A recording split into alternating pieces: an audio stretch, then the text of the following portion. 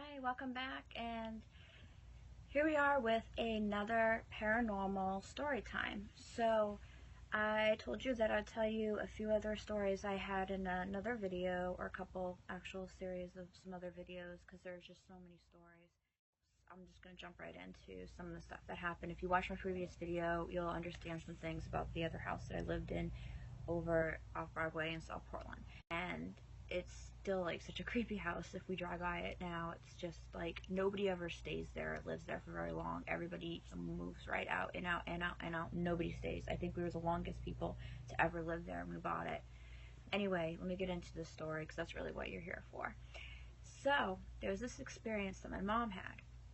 She was laying in bed, and all of a sudden her light switched on, and she was all groggy and like half asleep, and she thought, well, what she thought was my dad walking into the room and saying, like, high fenced, whole fenced in backyard, because we had dogs, so we didn't want them to get out. It was high fences. Nobody's gonna hop those fences. We lived in a very suburban area. There wasn't a lot of people roaming around, not even like a lot of kids and stuff like that going on. It just disappeared, and it was kind of like good riddance, but it also was a freaky thing that kind of happened.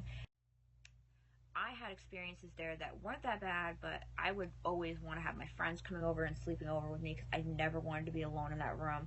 It would scare the shit out of me. My bed would move. Like, it felt like somebody was like sitting on it and jolting me, and it would happen repeatedly while I'm laying down, like somebody was flopping down on my bed. Now, my brother, he had the worst experiences in that room. He was sleeping out in the in the hallway, and it was upstairs. It was upstairs, downstairs house, and all the rooms were all upstairs. And we had two bathrooms, which this will come in play too. We had a downstairs bathroom, which mainly everybody used and everything, and it was a full bath. And then we had an upstairs bathroom that was mainly just our private bathroom that we used. And my mother was taking a bath upstairs one time, and everybody was downstairs, just kind of like sitting around, like watching TV or whatever, hanging out, doing our thing. She decided she wanted to go take a relaxing bath. And we did have a dog.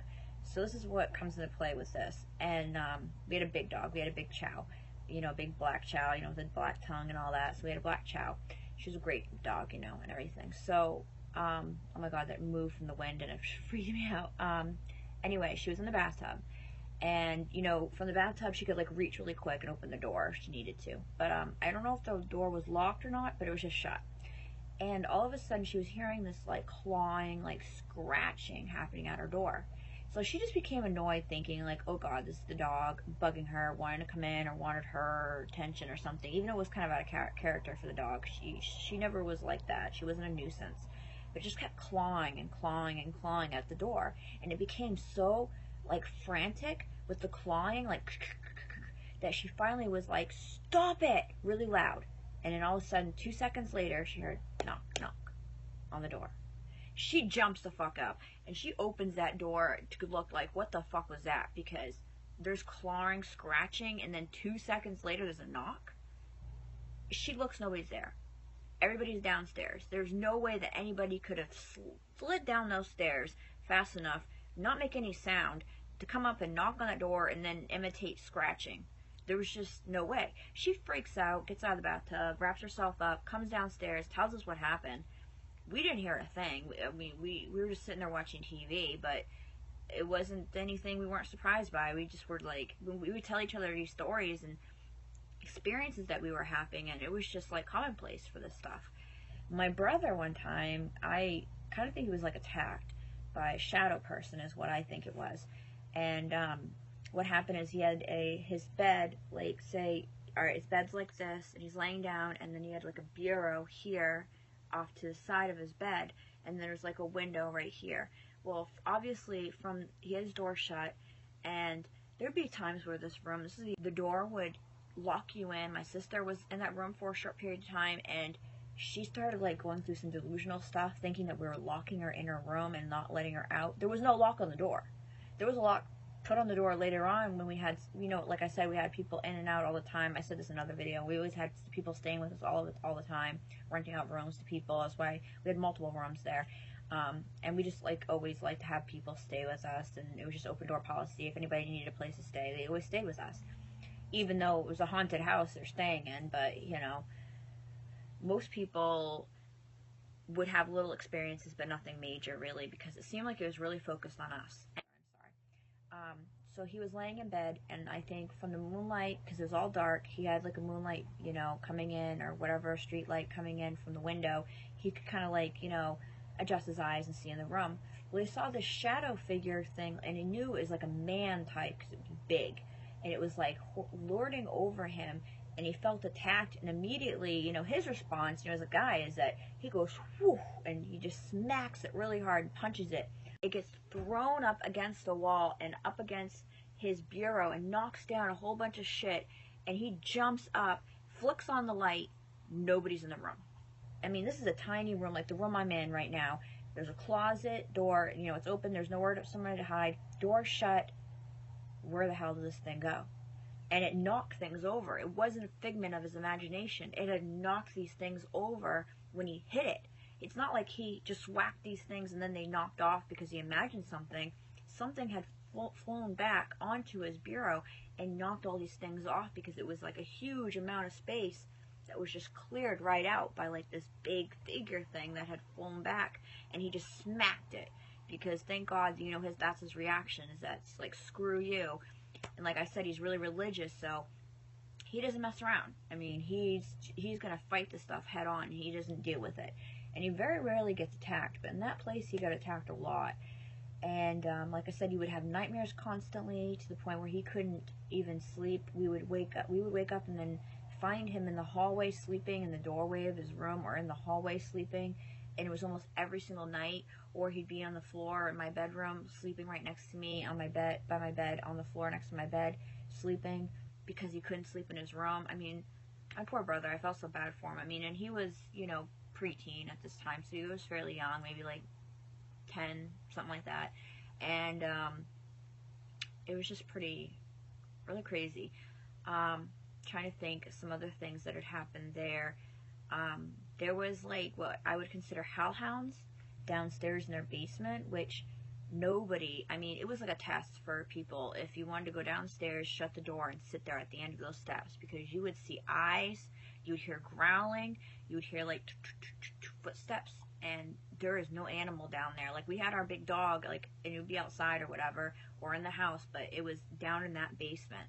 And you flick on the lights, you run through the basement. It was a kind of a dingy type of basement anyway. Like, we used it for storage and stuff. We did eventually, like, remodel it and clear it all out, and we turned it into an apartment for kind of like what I consider my brother. We had kind of adopted him into our family, and he stayed down there. And I'm not quite sure about all of his experiences. He has a YouTube channel on here too, which maybe sometime, maybe we could get together and do a collab where I will talk to him about some of his experiences that he had there, because I know he had a few. This is getting kind of long now, so I think I'm going to end it here. And I'm going to probably have to talk to my mom, and I'm going to go back and think about some of the things that I experienced then, because this is quite a while ago. And I'm going to do another couple of videos about some of the other things that had happened. But those are some of the things that we experienced while we were in that house. And it's crazy. I'd love to get a couple of my friends here and do some videos where they tell you some of their experience just sleeping over. And I mean, I'll tell you this one last story that happened where above our garage we had this space which we turned into an apartment, where I eventually moved out into, which was separate from the house. Because, it was like kind of like an in-law apartment, if you know what that is. That's kind of like what it was. It was a small apartment, and it was like a studio, because there was no rooms. There was a bathroom and a kitchenette and all that, but it was just wide space.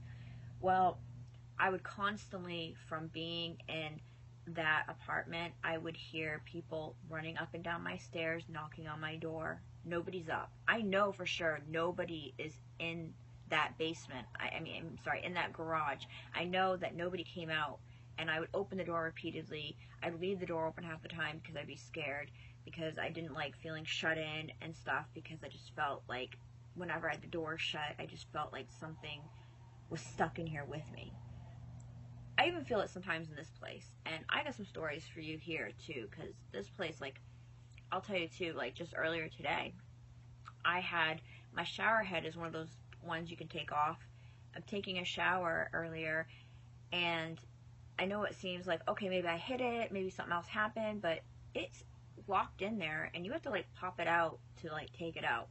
I'm, washing my hair, and then I bend down because I was like getting something like to like shave my legs or something, and the thing comes flying out at me, and thank God it didn't hit me, but it just flung out at me, and I'm just like, what the fuck? And I was so ready to just finish up doing my hair and wash my face, get the hell out of there, clean up, and that was a bit creepy. And I was already thinking about doing these videos, and this just like set the tone for me, because my God, that just.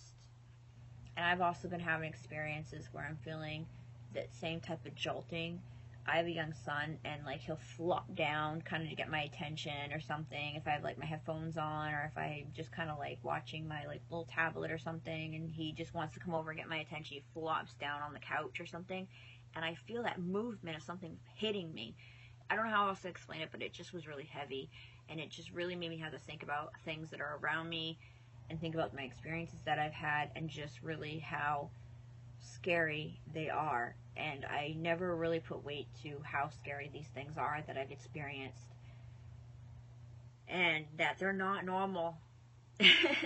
That's the thing that's crazy to me, is that this is not normal, but this is my normal. This is my normal, is that having paranormal weird stuff happen. That's my normal, and I don't know why, and this just happens, I think, for people. So anyway, this video is already getting too long. I'll do another video and tell you some more paranormal stories. So subscribe and leave a comment. Let me know if you like the videos, you didn't like the videos, you want me to do something different, talk about something in specific, more detail that I was talking about. Anything at all, feel free, leave me a message, ask me questions. I love to talk about this stuff, and I know I just covered a wide range of like things and talked about a bunch of stories really quickly, even in this long video. So anyway, thank you. I love you guys. Thank you so much for watching my videos. I so appreciate the support to watch me, and I mean, this is a blast for me. I just love doing this stuff, and I will be doing some more, and I'm going to try to make it more consistent, where I'm posting like every Tuesday, and I think Friday is what I put up on my website. So I'm going to try to start posting more regularly videos and story time. So I don't want to run out before I forget things, so I'm trying to like put things in my notes to remember and remind myself of stories, and like talking to my friends kind of reminds me of some things. And whew, but the paranormal, there's a lot, and I know people like this stuff, because I know I do, and I have a lot more to come. So thank you so much. Before this gets too long, I will see you guys in my next video. Alright? Bye.